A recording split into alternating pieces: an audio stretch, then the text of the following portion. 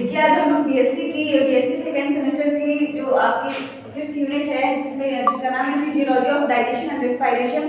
उसमें आज हम लोग फिजियोलॉजी ऑफ रेस्पिरेटरी सिस्टम के बारे में पढ़ने वाले हैं, जो कि हमारे शरीर का एक बहुत बड़ा अंग है, बहुत महत्वपूर्ण ऑर्गन है।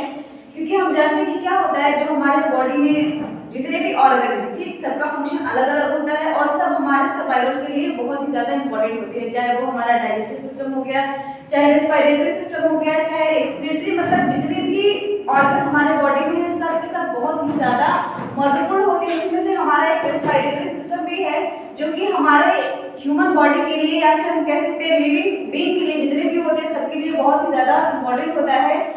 आज इसके बारे में हम स्टडी करने वाले हैं। तो अगर हम एक तरीके से देखें तो जितना भी हमारा लिविंग वर्ल्ड है, सबको जीने के लिए, एक तरीके से सरवाइव करने के लिए किसी न किसी चीज की आवश्यकता होती है। जैसे एनर्जी के लिए फूड की आवश्यकता होती है, वैसे ही सांस लेने के लिए भी हमें किसकी आवश्यकता होती है, यहाँ पे ऑक्सीजन की आवश्यकता होती है।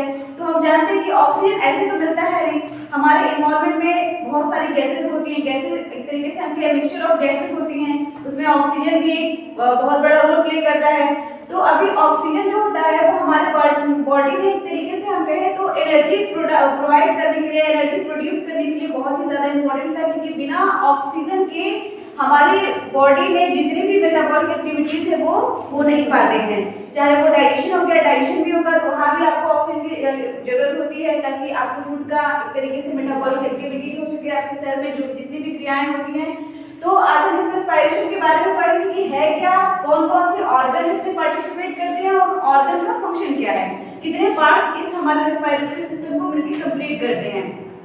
तो हम देखते हैं अपनी बॉडी का, हम देखते हैं कि हमारी जो आइज होती है, आइज के बीच में क्या होता है, एक उभरा हुआ पार्ट आपको दिखता है, ठीक। उस उभरे हुए पार्ट को हम क्या कहते हैं, यहाँ पे नोज कहते हैं या फिर हम नेसल कैविटी कहते हैं, दोनों हम कह सकते हैं, ठीक। तो आगे अगर मेन इस पूरे पार्ट को देख रहे हैं तो इसको नोज ही कहते हैं, जो कि क्या करता है, एक तरीके से एंट्री, ऑक्सीजन की एंट्री के लिए सबसे मेन यही काम करता है। वैसे तो कई बार ऐसा होता है कि हम माउथ से भी कभी कभी सांस ले लेते हैं, हवा जो होती है, जो ऑक्सीजन होते हैं, जो गैसेस होती है, वो हमारे माउथ के द्वारा भी एंटर करती है, लेकिन ये सेकेंडरी होता है। तो अगर हम प्राइमरी की बात करें कि प्राइमरी मेन इसका जो पार्ट होता है वो क्या होता है, तो वो आपका नोज होता है, जहाँ से ऑक्सीजन एंटर करती है। एक तरीके से कह सकते हैं कि जो गैसेस होती है वो यहाँ से एंटर करती है। तो सबसे पहले हम जानते हैं कि आखिर हमारा ये रेस्पिरेशन होता क्या है, ठीक। तो रेस्पिरेशन मेनली एक ऐसा प्रोसेस है जिसमें क्या होता है कि हम बाहर से एनवायरनमेंट से जो ऑक्सीजन होता है उसको अपने बॉडी के अंदर लेते हैं और अंदर जो मेटाबॉलिक एक्टिविटीज हुई होती है एनर्जी प्रोड्यूस करने के लिए, तो वहां से जो CO2 होता है,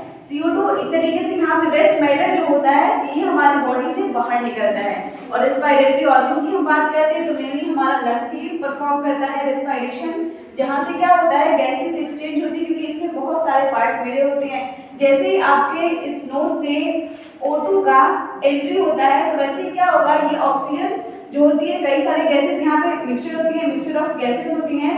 तो ये सारी की सारी गैसेस तो हमारे बॉडी के लिए रिक्वायरमेंट इसकी होती नहीं है। मेन जो चाहिए होता है हमें अपने श्वसन में, वो हमें चाहिए होता है ऑक्सीजन, और ये ऑक्सीजन जो होता है यही केवल हमारे लंग्स में जा करके परफॉर्म करता है। बाकी जो सारे गैसेस होती है वो वापस इसी ट्रैक के द्वारा उसको रिमूव कर दी जाती है, बाहर निकाल दी जाती है।